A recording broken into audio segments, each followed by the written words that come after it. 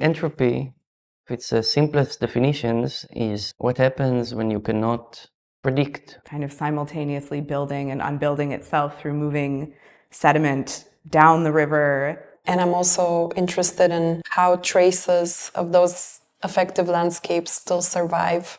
And there is always a structure inside this chaotic world that we are living in. When I'm working with it, I can't actually impose an order on how the work visually looks like. When new atoms, they enter a space, all of the other atoms make space for the new ones. So it's a bit like breath. There is a contraction and an expansion, and we live this cycle. So it goes beyond what I can create the conditions for the thing to happen. But at the end of the day, if we can imagine not what we think is possible or is pragmatic, but what we actually want, this moment holds a lot of promise for all of us.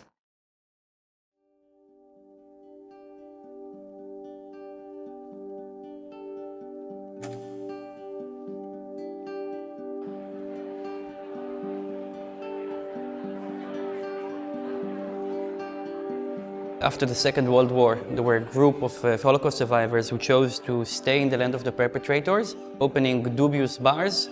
I also faked 7 sparkling wines. Visually and content-wise, they're episode relating to the Jewish mafia in Frankfurt.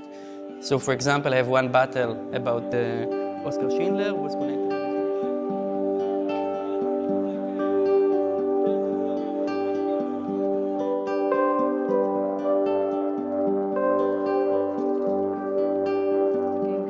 Centering around the Muslim island of Adakale, an island at the border of Romania and Serbia in the Danube. This affective landscapes of people who lose their sense of belonging, their sense of home as a result of political disruption and displacement. And I'm using video photography.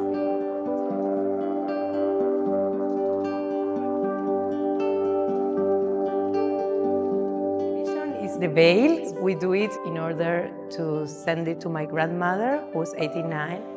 Her dream is to see me under the huppah, following the Jewish tradition, which I'm not sure I want to do in my real life, but I take this opportunity to do it.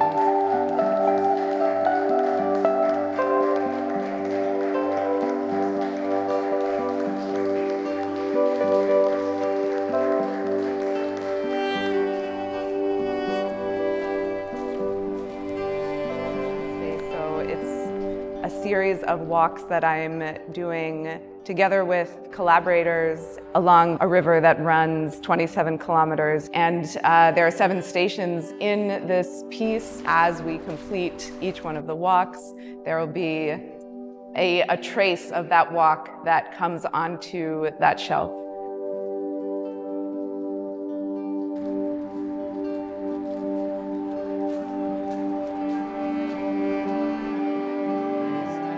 Homemade DIY solar panels that are made from copper and salt water actually produce a certain voltage. This work looks at my Khazar ancestry to resurface something from that harmonious living across religious divides, and it does that by using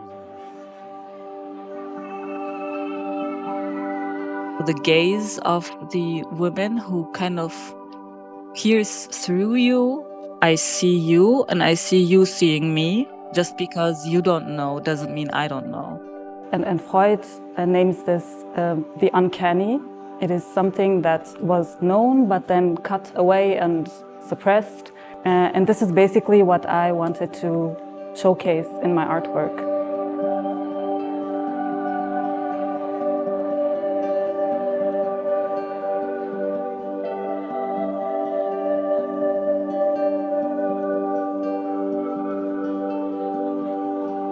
Where I write the name of every person that Israel kills in Gaza on my arm.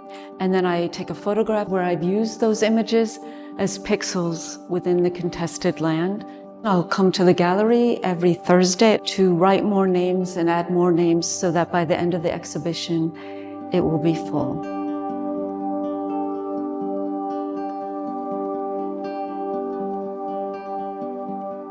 In a frame of making prints and collecting images, comments from social medias and researching about the situation in Gaza, how I can try my best to practice care and solidarity and connection to this biased world that we are living in.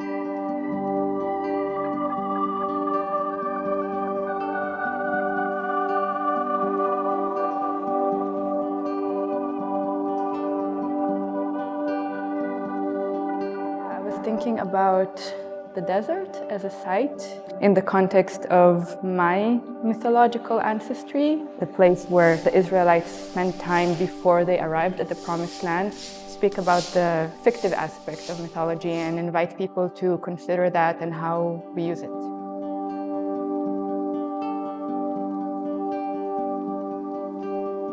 Die an der Stelle auditiv und visuell erfahren werden möchte. Ich habe mich mit zwei mythischen Figuren beschäftigt.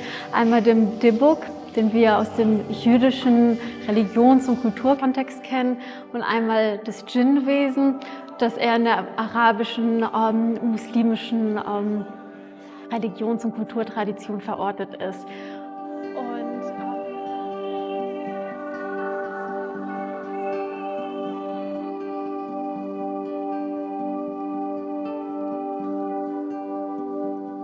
It creates a fragile environment between ritual and funeral.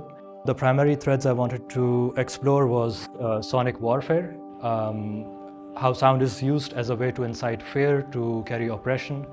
But I was also curious how sound can be subverted to also be used as a form of resistance.